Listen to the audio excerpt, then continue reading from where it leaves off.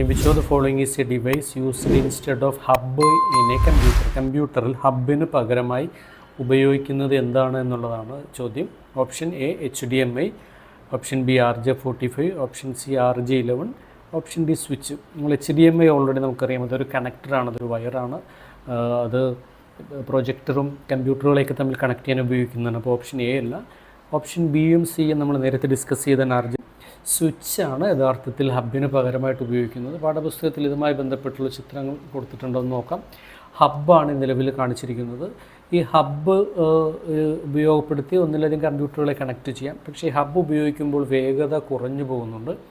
അതുകൊണ്ട് ഇപ്പോൾ വ്യാപകമായി ഉപയോഗിക്കുന്നത് സ്വിച്ചുകളാണ്. ഹബിന് പകരമായിട്ട് സ്വിച്ചുകൾ വളരെ വേഗത്തിൽ കമ്പ്യൂട്ടറുകളെ പരസ്പരം കണക്ട് ചെയ്ത് ഡേറ്റ കൈമാറ്റം ചെയ്യാനായിട്ട് സഹായിക്കുന്നുണ്ട്.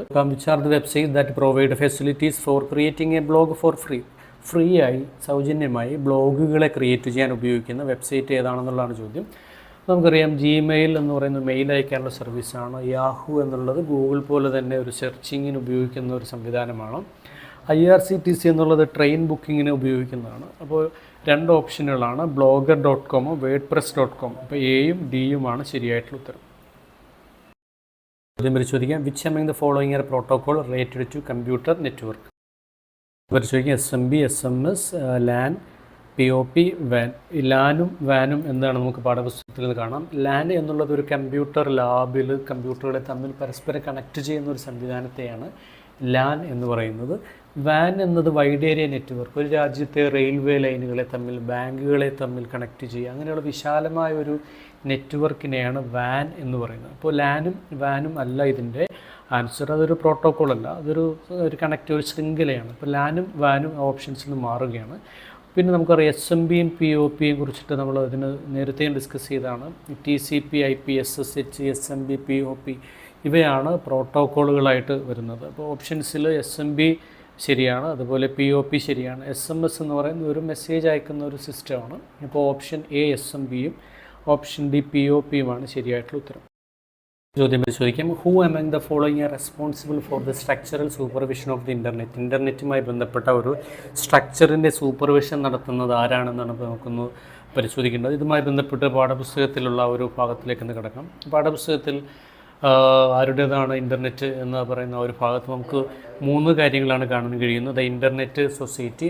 ഇൻ്റർനെറ്റ് സൊസൈറ്റി എന്നത് ഇൻ്റർനെറ്റിൻ്റെ സ്ട്രക്ചറും അതിൻ്റെ ഒരു പോളിസിയും ഒക്കെ മെയിൻറ്റെയിൻ ചെയ്യുന്നതാണ്. ഇൻ്റർനെറ്റ് എഞ്ചിനീയറിംഗ് ടാസ്ക് ഫോഴ്സ് എന്നുള്ളത് ഇൻ്റർനെറ്റിൻ്റെ തന്നെ സ്ട്രക്ചറും അതിൻ്റെ ഒരു സുരക്ഷിതമൊക്കെ അതിൻ്റെ ഒരു സജ്ജീകരണവുമായി ബന്ധപ്പെട്ട് നിൽക്കുന്ന ഒരു ഏജൻസിയാണ്. ICAN ഡൊമൈൻ സിസ്റ്റവുമായി ബന്ധപ്പെട്ടാണ്. അപ്പോൾ നിലവിൽ 2 കാര്യങ്ങളാണ് ഇൻ്റർനെറ്റിൻ്റെ ഒരു സ്ട്രക്ചറുമായി ബന്ധപ്പെട്ട് നിൽക്കുന്നത്, ഇൻ്റർനെറ്റ് സൊസൈറ്റിയും ഇൻ്റർനെറ്റ് എഞ്ചിനീയറിംഗ് ടാസ്ക് ഫോഴ്സും. അപ്പോൾ ഇതിൻ്റെ ആൻസറായിട്ട് വരുന്നത് ഇൻ്റർനെറ്റ് സൊസൈറ്റിയും ഇൻ്റർനെറ്റ് എഞ്ചിനീയറിംഗ് ടാസ്ക് ഫോഴ്സുമാണ്. പരിശോധിക്കാൻ. Some statement related to computer networking are given.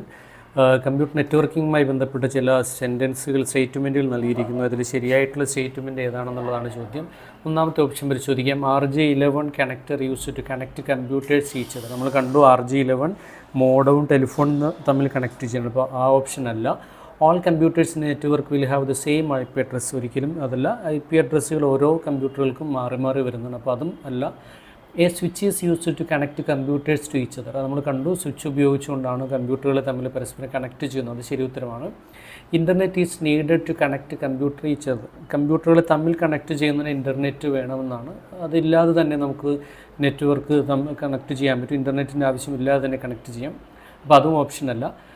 UTP cable are used to connect computers each other. UTP cable എന്താണ് നമ്മൾ പാഠപുസ്തകത്തിൽ കാണുന്നുണ്ട്. അൺഷീൽഡഡ് ട്വിസ്റ്റഡ് പെയർ കേബിളുകൾ എന്നാണ് UTP കേബിൾ. അതിന് 8 വയറുകളാണ് ഉള്ളത്. അത് ജോഡികളായിട്ട് ഇവിടെ കാണാം. ഇതൊരു ജോഡിയാണ്, മറ്റൊരു ജോഡിയാണ്, അങ്ങനെ 4 ജോഡികളായി ക്രമീകരിച്ചുകൊണ്ട് ആകെ 8 വയറുകളാണ് അതിനുള്ളത്. Blue white, orange white, maroon white, green white, അങ്ങനെ 8 വയറുകൾ 4 ജോഡികളായിട്ട് നിൽക്കുന്ന UTP കേബിൾ ഉപയോഗിച്ചുകൊണ്ടാണ് നമ്മൾ നെറ്റ്വർക്കുകളെ തമ്മിൽ കണക്ട് ചെയ്യുന്നത്. അപ്പോൾ the correct statement from this given below based on this IP address. ഇവിടെ ഒരു IP അഡ്രസ്സ് നൽകിയിട്ടുണ്ട്. അതുമായി ബന്ധപ്പെട്ട് ശരിയായിട്ടുള്ള പ്രസ്താവന ഏതാണെന്നാണ് ചോദിച്ചിരിക്കുന്നത്. അതിൽ ഒന്നാമത് കൊടുത്തിരിക്കുന്നത് 192.168.1 എന്ന് പറയുന്നതിനെയാണ് ഹോസ്റ്റ് എന്ന് പറയുന്നത്.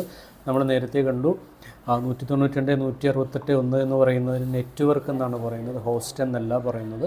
അപ്പോൾ ഈ ആൻസർ തെറ്റാണ്. ഈ രണ്ടാമത്തെ ഓപ്ഷൻ പരിശോധിക്കാം. IP address 32 bits in size. നമുക്കറിയാം ഇത് 4 ഭാഗങ്ങളുള്ളതുകൊണ്ട് ഇത് IPv4 ആണ്. അപ്പോൾ 32 ബിറ്റ് എന്നുള്ളത് ശരി ഉത്തരമാണ്.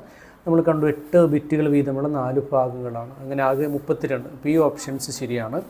ഇനി IP അഡ്രസ് 128 ബിറ്റ്, അതല്ല, നമുക്കറിയാം IPv6ലാണ് 128 ബിറ്റ് വരുന്നത്.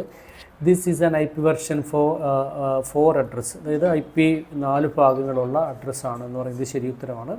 ഇപ്പോൾ ബിയും ഡിയുമാണ് ശരി ഉത്തരം. ശരിക്കും which among the following are the existing protocols for assigning IP address to computer.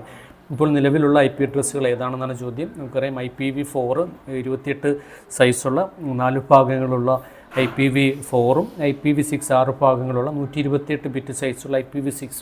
ബിയും ഡിയുമാണ് ശരിയായിട്ടുള്ള ഉത്തരം.